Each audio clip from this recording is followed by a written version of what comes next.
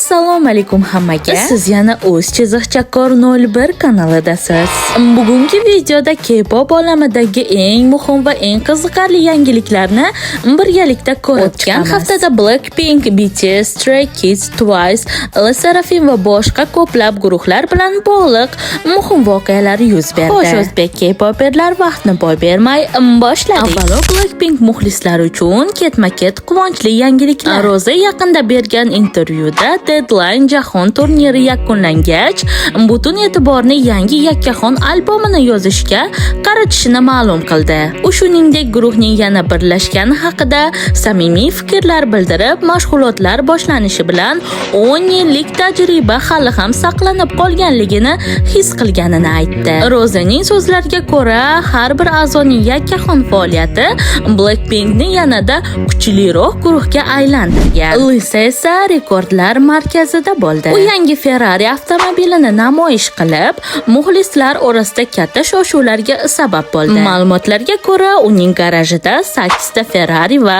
jami 19 ta hashamatli avtomobillar mavjud. Xususan, Ferrari, Rolls-Royce, Lamborghini, Porsche, Tesla va Mercedes AMG kabi brendlarni o'z ichiga olgan kolleksiyaning umumiy qiymati qariyb $7.4 million deb baholanmoqda. Lisa haqiqatdan ham mashinalar ishqibozi. Instagram analitika hisob-kitobiga ko'ra, Lisa hozir dunyodagi eng yuqori daromad oladigan ayol K-pop idoli hisoblanmoqda. U bitta Instagram post uchun taxminan $1.6 million, bir dona stories uchun esa $750 ming daromad olishi mumkin. Mashhur jurnalga berilgan intervyuda Lisa yana bir qiziqarli faktni aytdi. Uning so'zlariga ko'ra, Blackpink tarkibida faqat u va Rose oilasidan uzoqda yashagan va aynan shu holat ularni egizak opa-singillardek yaqinlashtirgan ekan. Insiderlar esa Lisa yaqin orada yozgi singlni taqdim etishini, noyabr oyigacha esa yangi albomni chiqarishini rejalashtirilayotganligini ta'kidlashmoqda. Va hamda Rose haqida ham shunga o'xshash mishmishlar tarqaldi.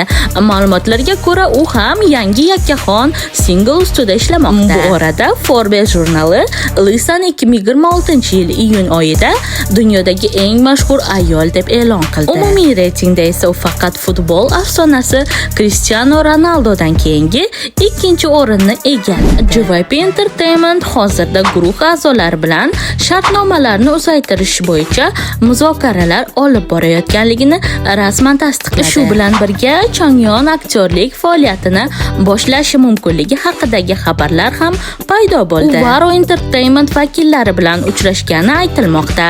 Biroq JYP hozircha uning asosiy e'tibori shartnoma masalalariga qaratilganligini ma'lum qildi. Stray Kids ham katta natijalarga erishmoqda. Guruh Run It nomli yangi jahon turnirini 25-iyul kuni Seuldagi 5 ta konsert bilan boshlamoqda. Bundan tashqari Run It qo'shig'i AQSh chatlarida birinchi o'rinni egallab, guruh faoliyatidagi yana bir tarixiy rekordlarni o'rnatdi. BTS guruhi tarixda ilk bor Next Playground bilan hamkorlik qilib, Starry nomli harakatlarga asoslangan ritm o'yinda ishtirok etadi. O'yinchilar BTS qo'shiqlari ostida butun tana harakatlari orqali o'ynash imkoniyatiga ega bo'ladi. Shu bilan birga Jimin Parijdagi Dior moda namoyishida ishtirok etib, yana moda olamining diqqat markaziga aylandi. Jungkook esa internetdagi eng kulgili voqealardan biriga sababchi bo'ldi. Anime ko'rmagani uchun uni tanqid qilgan foydalanuvchiga u qisqacha "Sen kimsan o'zi bunday gapirishga?" deya javob qaytardi. Bu javob qisqa vaqt ichida millionlab ko'rishlarga erishdi.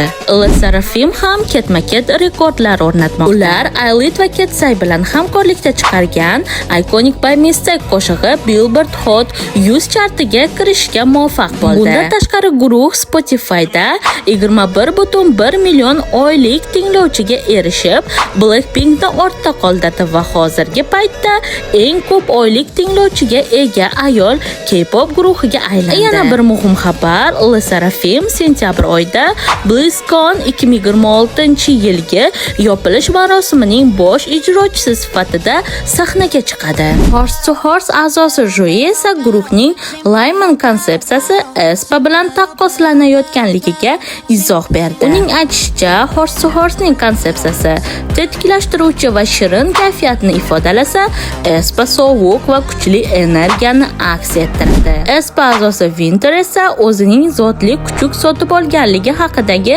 mishmishlarga javob berdi. U kuchukni sotib olmaganligi, balki boshpanada asrab olganligi va shu orqali uni og'ir taqdirdan qutqarib qolganligini ma'lum qildi. Seventeen muxlislari uzoq kutgan yangilik ham nihoyat tasdiqlandi. Guruh a'zosi harbiy xizmatni rasman yakunladi va yaqin vaqt ichida guruh faoliyatiga qaytishi kutilmoqda. Yangi avlod guruhi orasida ham muhim voqealar bo'lmoqda. Curtis 9-oktyabr kuni Singapur Formula 1 Grand Prix doirasida konsert beradi. Ketsay a'zosi Safiya esa Manoning qaytishi haqida gapirib, uning sog'ligi birinchi o'rinda ekanligini va guruh eshiklari u uchun doim ochiq ekanligini ta'kidladi. Shuningdek, Manon tug'ilgan kuni posti guruhning yangi albomi e'lonidan ham ko'proq faollik yig'ganini ma'lum bo'ldi. Elit muxlislar uchun esa qiziqarli fakt ochildi. Guruh a'zosi Yuna aslida Enhypen Fan Meetingga muxlis sifatida borganida Hybe tomonidan ko'rib qolingan va aynan shu uchrashuv uning idol sifatidagi faoliyatiga yo'l ochgan. Try Please a'zosi Yubin chiqish vaqtida kuchli holdan toyib sahna ortiga olib chiqildi.